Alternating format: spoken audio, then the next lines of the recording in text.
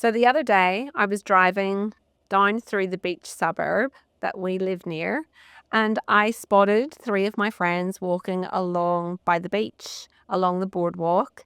And it was a bright, sunny day. I'd been in a really, really good mood. I had my favorite radio show on, and I'd been in a really happy mood. And all of a sudden, I felt my heart kind of drop, and I felt a little bit sick to my stomach. And my friends didn't see me. They were chatting and walking along happily.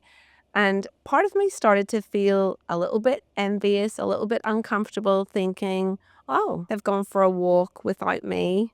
They didn't invite me. Why did they not invite me? And I could feel myself beginning to spiral and think, were they upset with me? Had I done something to annoy them? Had I not replied to one of their messages? And I could feel myself just getting a little bit out of control in my thinking. Then later that day, I had a conversation with another friend who called me really, really upset. She had just found out that her siblings had booked a camping holiday for their three families and they hadn't invited her husband and her children. And she was absolutely spiraling out of control. She was crying. She was so upset. She was getting really mad, really angry, feeling like she'd always been the odd one out. And I felt like I'd met her family and met her siblings before, and I knew that they loved her and they got on really well. But she was absolutely spiraling out of control. And it made me think about that morning and how I'd felt when I saw my friends. And again, I thought about a podcast and a book that I'd read recently by Mel Robbins. So today I want to tell you a little bit about Mel Robbins and her theory called the let them theory.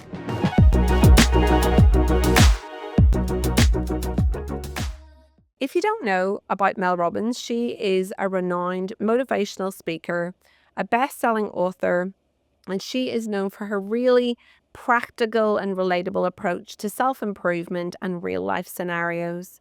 And I have loved her for years. I've followed her on social media. I've read some of her previous books. But I have to say, her recent book, The Let Them Theory, has absolutely gone viral. And seems to have caught the attention of so many people. There's even a trend where people are getting tattoos, where they're tattooing the two words let them on their body to remind them that they have to let them to get some inner peace. So what is the let them theory? Well, basically, it's about releasing control over other people's actions and their thoughts and focusing on your own inner peace and your own priorities, and it's accepting that people will act whatever way they choose. And to be honest, they're going to think whatever they're going to think. And actually, you can't really control or in fact change what they're going to do.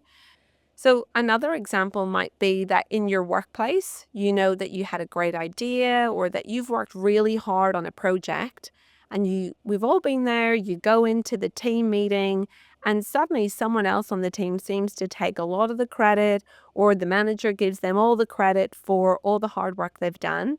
And you're kind of sitting there feeling really upset. You're feeling maybe like you're going to cry or you're really mad and angry and you're thinking, I'm not going to even try the next time, and they can stuff their business and blah, blah, blah, blah, blah. And you get all hot and bothered under the collar about it.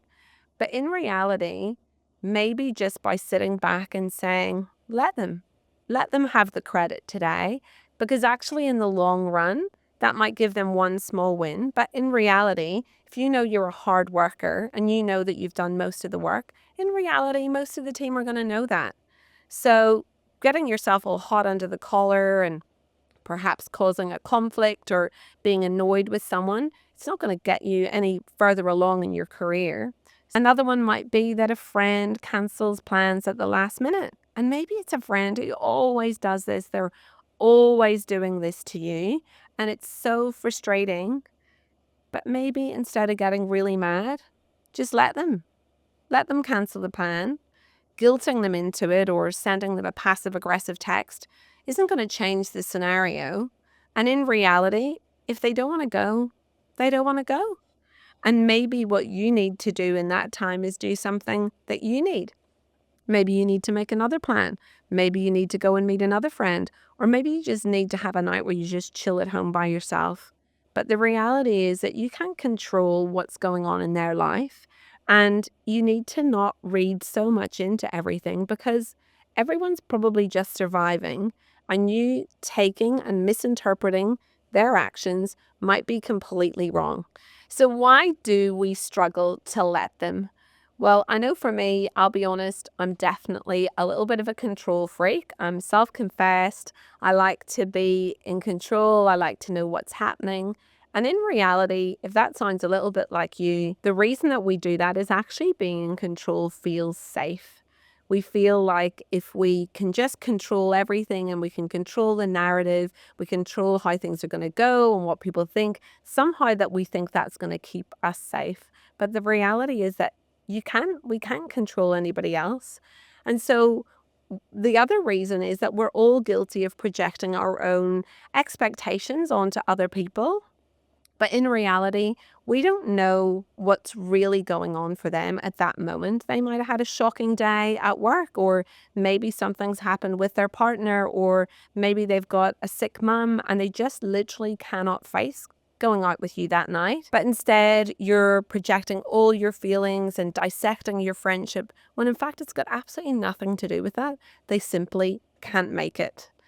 And I think the other thing is that we often try to micromanage other people's feelings whenever sometimes we can't even manage our own feelings. So, in reality, how is that even possible? If you can't even stop yourself spiraling, how are you thinking that you're going to manage what other people are thinking? Have you ever been to maybe like a dinner party or an event and you've had to go and talk to some new people?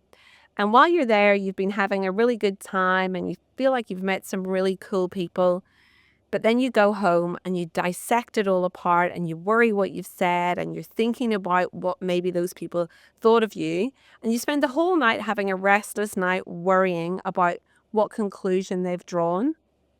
But in reality, they probably went home and thought you were really cool, that you were really fun, that you were interesting. But actually, all you're doing is absolutely spiraling out of control because, again, you're trying to control what other people's perception is of you, whether they like you, whether they don't like you, whether they thought you were smart, whether they thought you were funny. But the reality is, again, we actually have to release that control and realize we absolutely cannot control that. You might have been really funny or you might have been a bit silly, but the reality is they're going to conclude whatever they're going to conclude. And you lying in bed, tossing and turning all night and dissecting the conversation and beating yourself up isn't going to change it. So, what are the benefits of the let them mindset? Well, first of all, I think it's going to reduce your stress so much. Imagine having the emotional freedom that you are just not constantly worried about what other people are thinking, because the reality is that that makes you feel anxious and resentful and probably drives a wedge between relationships whenever there's no problem at all. And therefore, you're probably going to have better relationships. You're just going to allow people to show up as they can. And sometimes that mightn't be to the previous standards that you've expected or you've wanted or you think they should. But maybe that's going to take a lot of pressure off them and a lot of pressure off you. And it also allows you to focus on yourself because the reality is that some of the times we're investing so much time and energy trying to change other people or trying to control them or control a narrative that actually it's so exhausting. But in reality, you probably should be investing that time and energy in you because how are you going to make you happy? How are you going to make sure that you've got peace, that you're feeling comfortable with your decisions, and that actually you're living a life that's really, really authentic to the one that you want to live? So, how are you going to incorporate the let them theory into your life? Well, the first thing I'm going to suggest is I want you to pause and reflect. So, before you react to a situation or to something that someone says, I want you to really think about how does this affect my inner peace? And is this something that I actually need to react to? I want you to focus on what you can control, and that is your reactions, the boundaries that you've put in place, and the choices that you have made. And I also want you to think about working on detaching yourself from certain scenarios and what others choose to do. We've all had a friend or family member who maybe is in a relationship that we feel they're being taken for granted, but you getting worked up about it and constantly lecturing that person is probably not going to change the scenario. And in fact, all it's probably doing is driving a wedge between your relationship. I had actually some patients only this week, and they are in a tricky scenario. They have a sibling who has an addiction, and the other siblings are kind of at the end of their tether. It's really impacting their mental health at this point. They're investing so much time and energy trying to make the person get better and make them face their addiction.